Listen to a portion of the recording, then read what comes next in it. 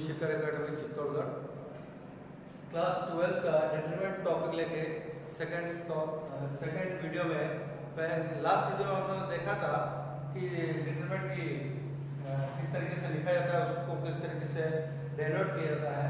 तो हम लोगों ने देखा था डिटरमिनेंट में डी ए या डेल या डी या फिर दो खड़ी लाइन में तो इस तरीके से डिटरमिनेंट को लिखा जाता है। तो इसका एक्सपेंशन हम लोगों ने देखा था कि एक्सपेंशन किस प्रकार किया जाता है, किसी रो या कॉलम के अकॉर्डिंग अपन निकाल सकते हैं। तो alternate sign plus minus plus इस तरीके से अपन उसमें साइन लेंगे और उसका एक्सपेंशन निकाल सकते हैं। फिर अपन उसके माइनर्स देखे थे, फिर उसका कोफैक्टर्स देखे थे। तो अकॉर्डिंग टू अपन जैसे कि अपने पास डिटरमिनेंट है, इसके एलिमेंट है 1 1 2 1 3 a21 a22 a23 a31 a32 a33। तो इस टाइप से इस एलिमेंट के अकॉर्डिंग हम माइनस निकालेंगे तो ये रो और ये कॉलम छोड़ देंगे और बचा हुआ जो मैट्रिक्स है उसका अपन डिटरमिनेंट निकालेंगे। फिर इसके अकॉर्डिंग ये रो और ये कॉलम छोड़ देंगे तो ये बचे हुए जो दोनों कॉलम के एलिमेंट्स वो लेंगे और इस अकॉर्डिंग हम लेंगे तो ये कॉलम ये रो छोड़ देंगे और ये हम दोनों कॉलम्स के माइनस लेके हम माइनस और कोफैक्टर निकाल सकते हैं। इसके बाद एक थोड़ा सा डिफरेंस हम देख लेते हैं मैट्रिक्स और डिटरमिनेंट में कि क्या होता है। तो एक तरफ मैं मैट्रिक्स लिखता हूँ और एक तरफ मैं डिटरमिनेंट लिखता हूँ। तो सबसे पहले तो ये देखते हैं कि मैट्रिक्स का कोई भी ऑर्डर हो सकता है, एनी ऑर्डर, किसी भी ऑर्डर का हो सकता है, 2 into 3 4 into 5 m into n। But determinant जो है सिर्फ स्क्वायर कॉन्फ़िगरेशन में ही होंगे, यानी कि 1 into 1 2 into 2 3 into 3 या n into n के भी होगा। दूसरा, मैट्रिक्स की कोई वैल्यू नहीं होती, matrix have not any value and determinant की न्यूमेरिकल वैल्यू अपन निकाल सकते हैं। ये इसका दूसरा पॉइंट। और इसका तीसरा पॉइंट अपन देखें तो रो एंड कॉलम को इंटरचेंज कर दें तो मैट्रिक्स चेंज हो जाता है। ये क्या होता है? Change. And row and column को इंटरचेंज करने पर डिटरमिनेंट की जो वैल्यू है वो चेंज नहीं होती, अनचेंज है। तो इस तरीके से मैट्रिक्स और डिटरमिनेंट में डिफरेंस निकाल सकते हैं कि ये किसी भी ऑर्डर का हो सकता है, ये सिर्फ स्क्वायर कॉन्फ़िगरेशन यानी n का होता है, इसकी have no any value, matrix की कोई वैल्यू नहीं होती है, अपन इसकी न्यूमेरिकल वैल्यू निकाल सकते हैं। और रो और कॉलम को आपस में इंटरचेंज करने पर मैट्रिक्स चेंज हो जाता है, उसका ट्रांसपोज हो जाता है। अगर ये है तो अगला जो मैट्रिक्स बनेगा वो ये बनेगा। और डिटरमिनेंट में रो और कॉलम आपस में चेंज होने पर भी उसकी न्यूमेरिकल वैल्यू में कोई फर्क नहीं पड़ता। ए का अपन डिटरमिनेंट निकालें या ए डैश का निकालें, दोनों ही सेम रहते हैं। तो इस तरीके से अपन न्यूमेरिकल डिफरेंस देख के अपन कह सकते हैं कि इन दोनों में क्या चेंजेस है। इसके बाद हम डिटरमिनेंट जो है उसकी कुछ प्रॉपर्टीज हैं उसके बारे में डिस्कस करते हैं। उन प्रॉपर्टीज के अकॉर्डिंग हम इसकी वैल्यूज निकालते हैं डिटरमिनेंट की। तो हम सबसे पहले प्रॉपर्टीज ऑफ डिटरमिनेंट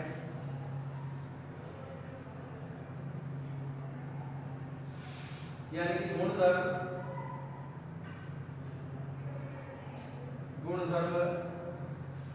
सारणी के गुणधर्म अपन देखेंगे। सबसे पहला जो है जिसे हम प्रमेय भी कहते हैं या प्रॉपर्टी कह सकते हैं, फर्स्ट वो है कि यदि किसी सारणी के पंक्तियों तथा स्तंभों को आपस में बदल दिया जाए तो सारणी के मान में कोई परिवर्तन नहीं होगा। मान लिया ए अपने पास एक सारणी है A1 B1 C1 A2 B2 C2 A3 B3 और C3। अब इसका अगर इसको मैट्रिक्स में लेते हैं सबसे पहले कि अगर मैट्रिक्स है तो इसका ट्रांसपोज करेंगे AT तो अपने पास क्या आएगा, ये रो कॉलम में बन जाएगा A1 B1 C1 A2 B2 C2 A3 B3 and C3। ये मैट्रिक्स है और डिटरमिनेंट इसका हम जो निकालेंगे A1 B1 C1 A2 B2 C2 A3 B3 C3, या फिर इस ट्रांसपोज का हम डिटरमिनेंट निकालेंगे A1 B1 C1 A2 B2 C2 A3 B3 and C3। तो ये दोनों डिटरमिनेंट की जो वैल्यू आएगी ये और ये दोनों सेम रहेंगे। इसमें तो मैट्रिक्स में चेंज हो जाता है पर इसमें डिटरमिनेंट में सेम रहता है। ये फर्स्ट प्रॉपर्टी है। अपन एक एग्जांपल के द्वारा भी इसको समझ सकते हैं। इसमें रो और कॉलम को आपस में क्या किया गया, आपने इंटरचेंज किया है, रो को कॉलम में कन्वर्ट किया। जैसे कि अपने पास ए एक मैट्रिक्स है 1 2 3 4, इसका डिटरमिनेंट निकाले अपन तो 1 2 3 4 कैलकुलेट करें तो diagonally 4 into 1 is 4 minus 3 into 2 is 6 is equal to -2। अब इसका ट्रांसपोज किया आपने तो क्या हुआ 1 2 3 4। अब इसका डिटरमिनेंट निकाले अपन तो 1 2 3 4 1 into 4 4 3 into 2 again -6 तो ये -2 बोथ आर सेम। तो पहले प्रॉपर्टी ये कहती है कि पंक्तियों को स्तंभ में बदल दिया जाता है या स्तंभ को पंक्तियों में बदल दिया जाता है तो उसके डिटरमिनेंट वैल्यू में कोई परिवर्तन नहीं आता है। ये हमने पहला प्रमेय देखा। अब उसके बाद में हम दूसरे प्रमेय की बात करते हैं। तो दूसरा जो प्रमेय है प्रॉपर्टी सेकंड या प्रमेय, तो यदि किसी सारणी के किन्हीं दो स्तंभों या किन्हीं दो पंक्तियों को आपस में बदल दिया जाता है तो सारणी का मान वही रहता है।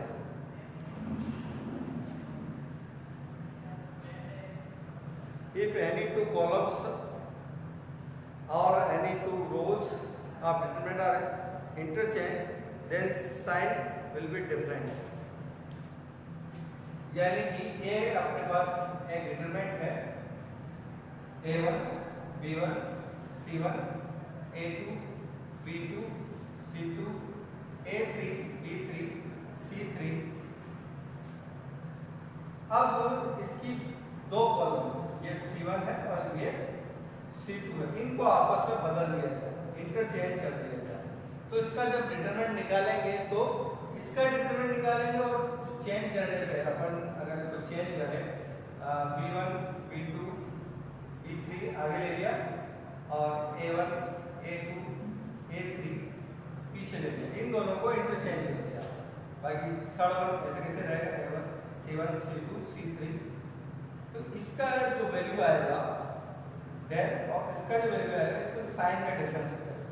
तो किन्हीं दो कॉलम्स को या दो रो को आपस में इंटरचेंज करने पर जब इसको वैल्यू निकाला जाता है तो न्यूमेरिकल वैल्यू में साइन अपोजिट आता है। एक प्लस दूसरा माइनस है, दूसरा माइनस है तो पहला प्लस आ जाएगा। एक एग्जांपल से इसको भी चेक करते हैं अपन।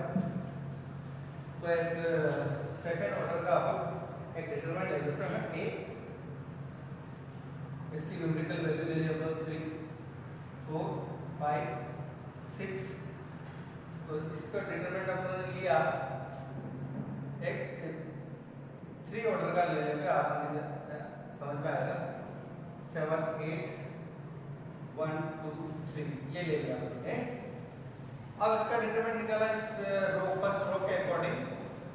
तो 3, अब ये बचा हुआ आइटम को अपन लेंगे तो 6 × 3 18 माइनस 8 × 2 16, फिर second element minus 5।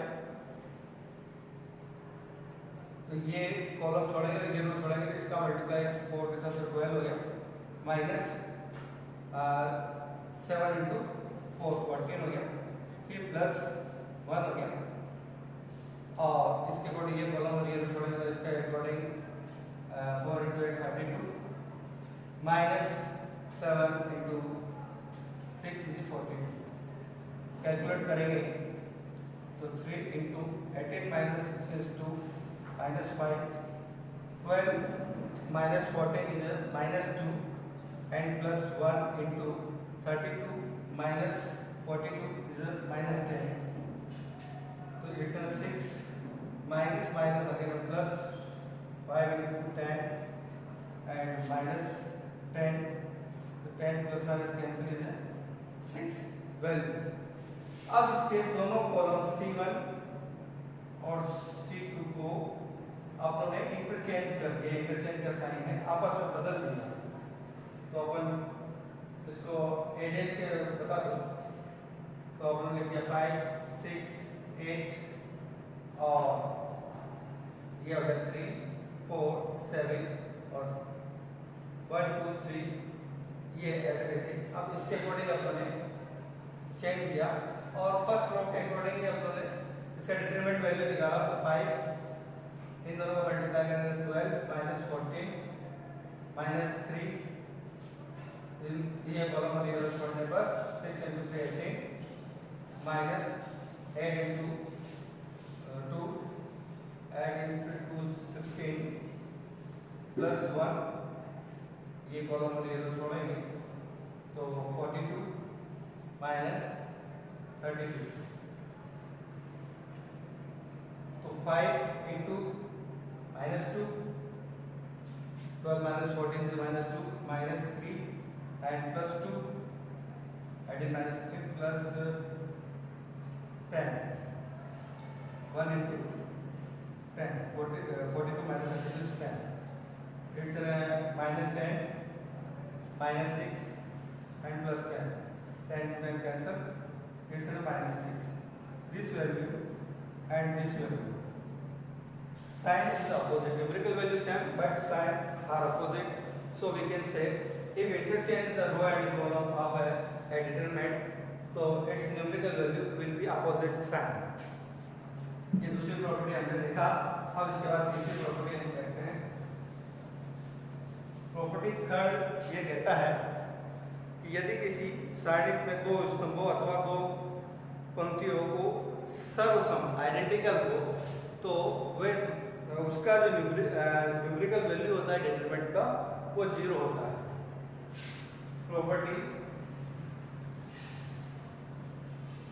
Fourth one ये कहता है कि आपके पास ए कोई डिटरमिनेंट है जिसमें a1 b1 c1 a1 b1 c1 a2 b2 और c, जिसमें कोई दो रो इक्वल हो या फिर b इक्वल टू ले रहे हैं अपन a1 b1 c1 a1 b1 c1, ये कॉलम इक्वल हुए और c1 c2 और c3।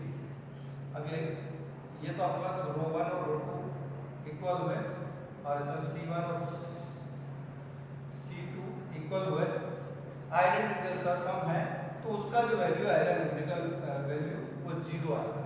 एग्जांपल से समझ सकते हैं। a इक्वल टू अपने पास 1 2 है, तो ये दोनों ही रो दोनों कॉलम इक्वल है। 1 into 2 is 2 and 2 into 1 is -2 equal to 0। या फिर ये तो कॉलम देखा आप लोगों ने, b अपन दूसरा ले लें कि 1 1 1 1 यहाँ 3 यहाँ पे 1 ले लें और 3 4 5 ले लें। अब इसमें ये दोनों रो इक्वल, इसमें दोनों कॉलम इक्वल है, इसमें दोनों रो इक्वल है। इसका अपन न्यूमेरिकल वैल्यूज रो के अकॉर्डिंग निकाले तो 1 into 5 minus 4 minus 1 5 minus 3 plus 1 into 4 minus 3। तो ये मतलब 5 minus 4 is 1 and 1 is 1 and minus 5 minus 3 is 2 and minus 4 minus 3 is plus 1। So this one plus 1 and this one plus 1 is 2 minus 2 equal to 0। तो इस प्रकार आपने देखा कि किसी भी डेरिवेटिव की दो रो या दो कॉलम इक्वल होने पर उसका न्यूमेरिकल वैल्यू कितना होता है, 0 होता है। अब अगला जो प्रमेय है या प्रॉपर्टी है 5, इस वो प्रमेय हम देखते हैं कि क्या कहता है।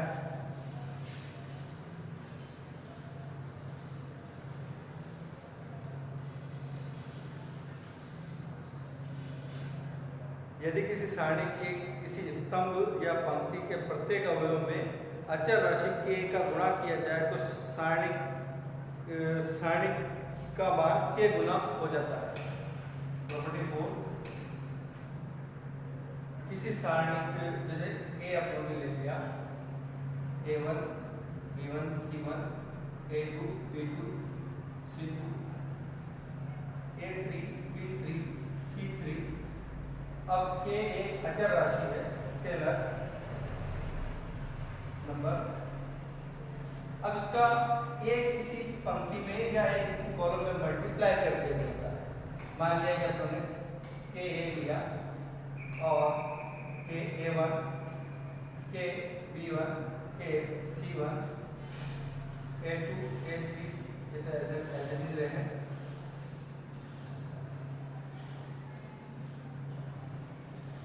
तो इसका जो डिटरमिनेंट निकालेंगे हम वो k टेल हो जाएगा, k गुना हो जाएगा। इसको भी एक एग्जांपल, छोटे से एग्जांपल से ले लेते हैं। ये आपने ले लिया 1 2 3 4 और a इक्वल टू आपने 2 ले लिया, तो 2a जो हुआ अपने पास वो हो गया 2 का मल्टीप्लाई एक रो में करना है, तो 2 into 4 3 4 एज इट इज रहा है। अब इसका डिटरमिनेंट निकाला आपने, तो 2 into 4 8 minus 3 into 4 is 12 8 7 8 minus 4 और इसका डिटरमिनेंट निकाले अपन तो 4 minus 6 या minus 2। तो इसकी वैल्यू उससे 2 गुना हो गया क्योंकि k का वैल्यू यहाँ पे कितना था 2। तो ये जो अपन लिख सकते हैं -2 into 2, ये k की वैल्यू 2 थी और बाकी डिटरमिनेंट की वैल्यू -2 सही -2 यहाँ लिख दिया था, तो उतना गुना हो गई। तो किसी भी पंक्ति में या किसी कॉलम में किसी स्केलर राशि का गुणा करने पर जब हम डिटरमिनेंट निकालते हैं तो उसका k गुना हो जाता है। और इसकी उपप्रमेय कह सकते हैं उसे, इंग्लिश में कोलैरिटी कहते हैं उसको। यदि एक आपका डिटरमिनेंट वेल है और उसके प्रत्येक एलिमेंट में अपन k का, अभी तो अपन ने सिर्फ देखा था कि एक रो या एक कॉलम में मल्टीप्लाई किया तो k गुना हो गया। अब जैसे अपन ने a ले लिया, डिटरमिनेंट अपने पास है a1 b1 c1 a2 b2 c2 a3 b3 c3। अब k का मल्टीप्लाई हम जब कर रहे हैं तो प्रत्येक एलिमेंट में अगर कर दिया हमने k a1 k के B1 के C1 के A2 के A3 के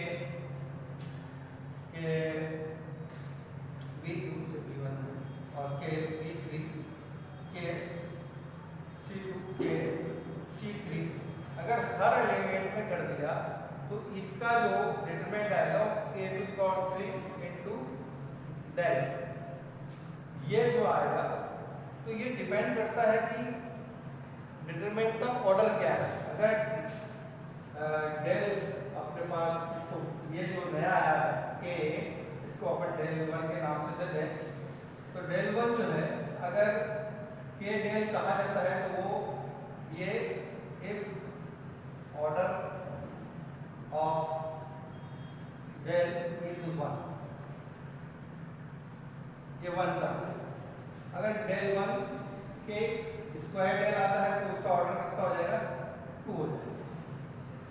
डेल 1 जो है के क्यूब आता है तो उसका ऑर्डर कितना हो जाएगा 3, जो कि आपने इसमें देखा। इसी टाइप से डेल 1 इक्वल टू के एन डेल, जबकि ऑर्डर कितना हो जाएगा उसका n। तो इस टाइप से हम देखते हैं कि उसका ऑर्डर कितना है। जितना ऑर्डर होगा उतना k का मल्टीप्लाई हो जाएगा 1 2 से लेके n तक। ये कब पॉसिबल है? जब हर एक एलिमेंट में अपन रो और कॉलम के इसमें मल्टीप्लाई कर देंगे तो हमारे पास इसमें डिटरमिनेंट में उस k की पावर उतने जितना कि उसका ऑर्डर होता है उतने की पावर मल्टीप्लाई हो जाता है।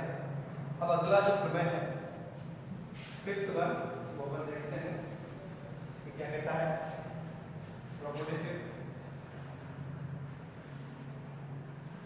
प्रॉपर्टी फिफ्थ में ये कह रहा है कि यदि किसी सारणी की किसी पंक्ति या स्तंभ में प्रत्येक अवयव में किसी दूसरी पंक्ति या स्तंभ के संगत अवयव को किसी अचर राशि से गुणा करके जोड़ा या घटाया जाए तो सारणी के मान में कोई परिवर्तन नहीं होता।